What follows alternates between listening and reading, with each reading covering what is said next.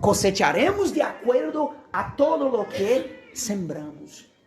No olvide de esto. ¿Entiende lo que estoy diciendo ahora? Porque está escrito, los que siembran con lágrimas, segarán con gritos de júbilo. Es decir, todos los que hacen la voluntad de Dios van a cosechar buenos resultados.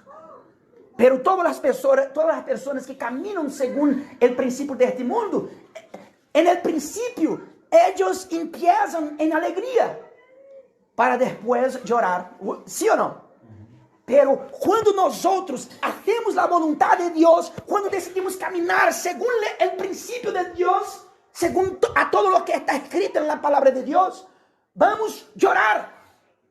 Empezaremos y lloraremos, pero para después cosechar la alegría de Dios.